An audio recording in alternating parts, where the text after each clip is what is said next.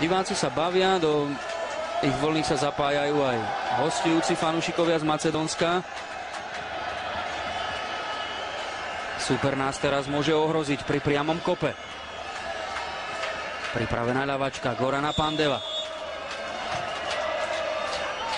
Vysoká lopta pred Muchu, ktorý radšej boxoval a bol faulovaný v súboji s Ilčom Naumovským. Čítali sme vyjadrenie Ilča Naumovského pre denník Vreme, ktorý vychádza v Skopje, hlavnom meste Macedónska. Povedal, že Macedónci majú na to, aby dnes vyrobili veľké prekvapenie a aby nás v Bratislave zdolali.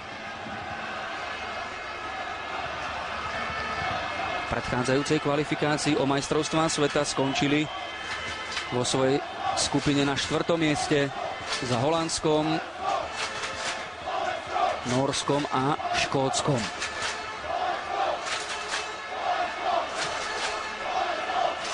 Pekarík.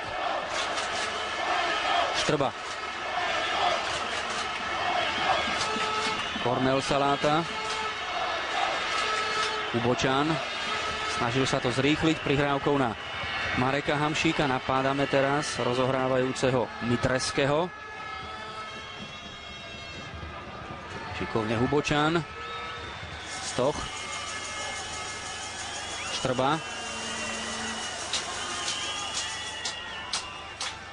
Prehustený priestor, sa para z neho vykľúčkoval. Hamšík, nabieha mu Hubočan. Stoch. Hamšíkov center na Hološka bol zblokovaný a získavame prvý rohový kop. Zatiaľ na našej strane jeden zblokovaný pokus. Macedónci mierili prostredníctvom tričkovského strely na Jána Muchu. Marek Sapara centroval už z priameho kopu, teraz aj od rohovej zástavky, nakrátko so Stochom. Saparov center, ale tam uraduje Nuredinovský. Tričkovský. Nerozohral presne, Sapara nepreniesol hru na Míňa Stocha ani na Filipa Hološka.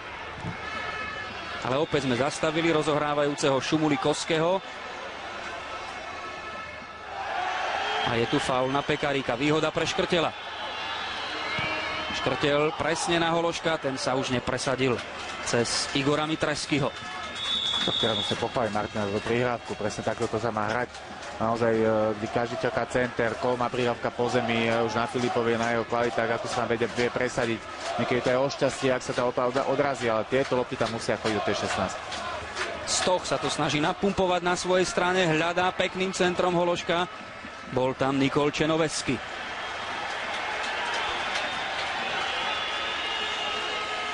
Máme teraz územnú prevahu, ale nevieme to zvýrazniť do nebezpečnejších streleckých pokusov.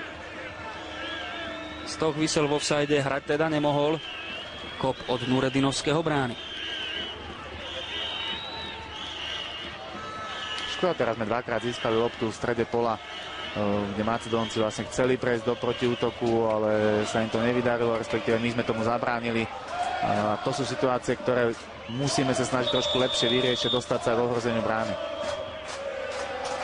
Kým nás čaká cesta do Moskvy na útorňajší zápas, Macedónci sa presunú domov do Skopje, kde v aréne Filipa II. Na bývalom štadióne Gradsky privítajú Arménsko. Chceli by zamiešať postupové karty po tom, čo boli nažrebovaní do našej kvalifikačnej skupiny v januári tohto roka vo Varšave zo 4. európskeho koša. Marek Sapara. Tiež by bolo želanie fanúšikov otcom myšlienky aj u našich hráčov na ich kopačkách, ale opäť nevychádza Štrbová snaha vysunúť Filipa Hološka. A nedovolený zákrok na Gorana Pandeva. Na zemi macedónsky kapitán, ktorý mal v minulom roku ešte počas kvalifikácie majstrovstiev sveta tvrdú roztržku s bývalým trénerom reprezentácie Slovincom Srečkom Katancom, a hoci mal Katanec predĺžený kontrakt do ďalšie 2 roky, napokon na svoju funkciu rezignoval.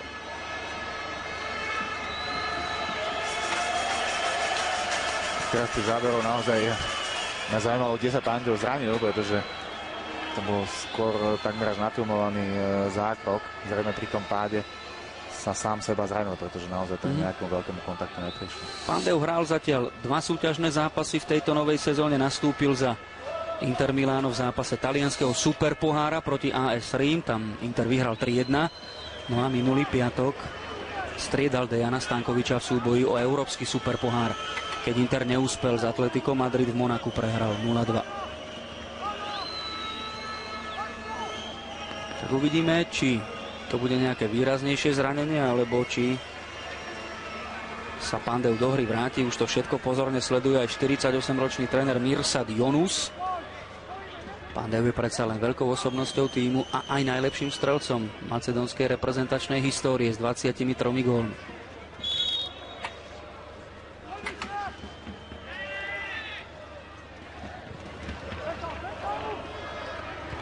Noveskyho center, súper opäť na dostrel, ale nepresadil sa Georgievsky. Pandeu sa vracia na trávnik, kde bol odzbrojený Stoch. A pískaný ďalší faul. Macedónci opäť na zemi, tento raz však aj Marek Sapara. Po súboji s hráčom číslo 6 Slavčom Georgievským.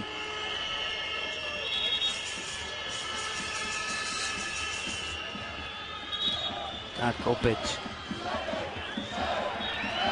hluchý úsek zápasu. Martin Škrtel naznačuje súperom a zrejme aj zlému mužovi Naumoskému, aby súperi nefilmovali. Naumosky je známy tým, že sa rád háda s rozhodcami aj so súperovými hráčmi. Tu vidíte bilanciu faulov po 28 minútach 7-7.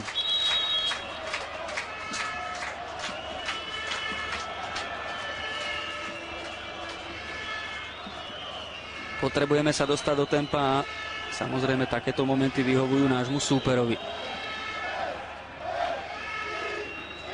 Tam sa jedná hlavne o ten faul potom. Sice bol zapieskaný faul Saparu, alebo niektorý z našich hráčov, ale keď mal Marek loptu, tam prišlo dosť také brutálnemu zákroku proti nemu, takže myslím, že aj po odpískaní lopty to mohol ten rozhodca ešte ohodnotiť. Hološko. Šumulikovský. Zablokovali sme Macedóncov a dopredu ide Stoch po Saparovej prihrávke. Znovu Sapara. Stoch.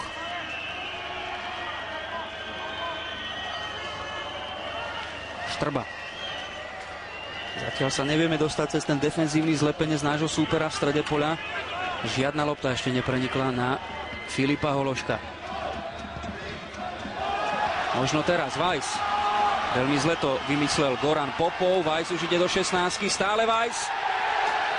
Kop od brány. Čirketa nepíska penaltu.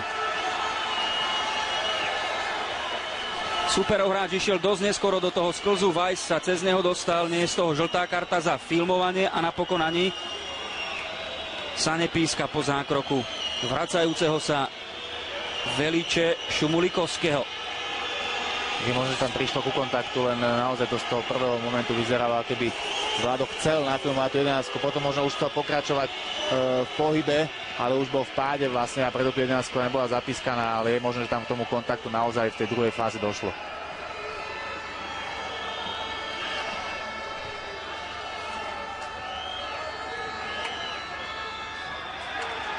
Čirketa celkom určite žltú kartu neťahal, aspoň sme to nevideli v podaní švajčiarskeho arbitra.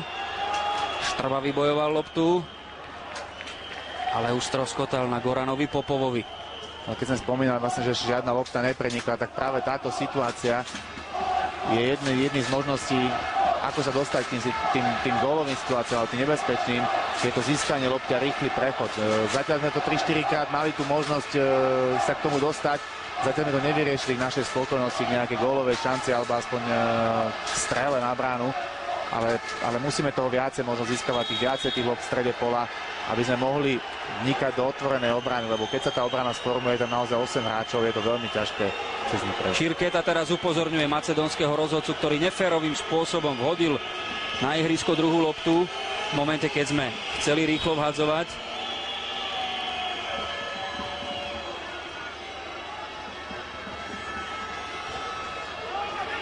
Saparov pás na Hološka, pri ňom jeho tieň Nikol Čenovesky.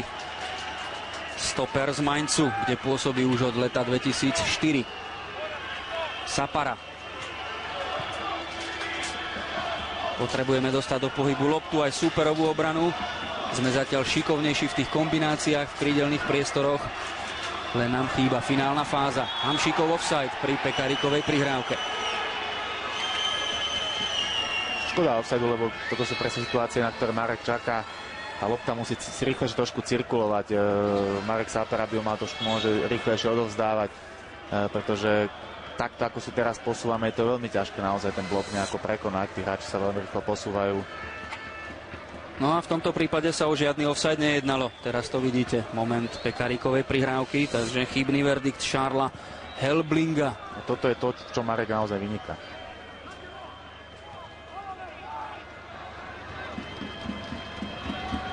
Dostal dnes úlohu, v ktorej sme ho naposledy videli v zápase s Talianskom. Pri tom našom rozostavení Hološko naháňa, ale aj fauluje Vančeho Šikova s číslom 2. Jasne, že na toto by naozaj mali si rozhodcovská komisia posvietiť. Nehovorím, že toto práve nebol faul, ale strašne veľa faulov a strašne veľa hráčov to zneužíva, tých obrancov. Naozaj počká na najmenší kontakt útočníka a rozhodca naozaj podľa mňa v pocite, aby nič nepokazil, to píska. Je veľmi málo rozhodcov, ktorí sa na toto povznesú a nechajú ho bežať ďalej. Ubočanov odkop, presne na Saparu. Stoch. Sapara. Znovu Stoch. A super sa už formuje do svojich defenzívnych pozícií. Škrtel. Potrebujeme väčší tlak na bránu Edina Nuredinovského, ktorý je zatiaľ bez práce.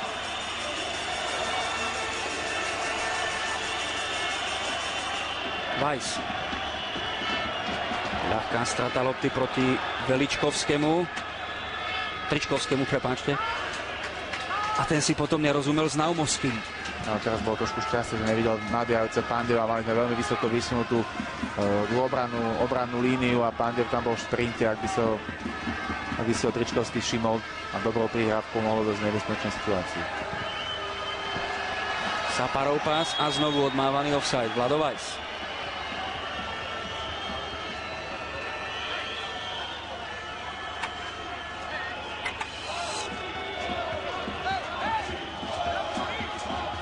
Pozrime sa opäť na tú situáciu. Tak.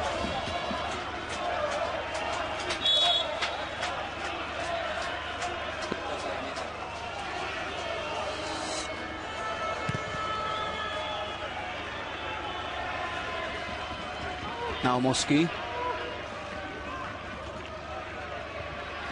Nachádza Pandeva, proti nemu už len Škrtel. Pandev sa prebial. A pochválime za obranný zákrok Mareka Saparu. Naozaj to bol vynikajúci obranný zákrok. Naozaj Pandev sa vynikajúco uvoľnil a Sapara teraz ukázal niečo, čo málo kedy možno, že od neho vydávame naozaj, že pomohol stoperom až v obrannej línii.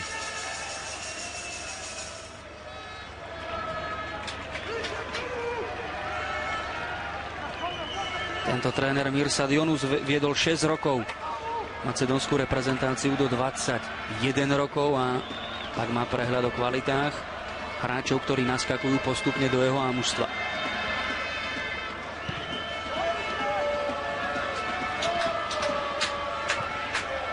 Vpredu osamotený Hološko, čakajúci na tú správnu loptu, na tú správnu prihrávku.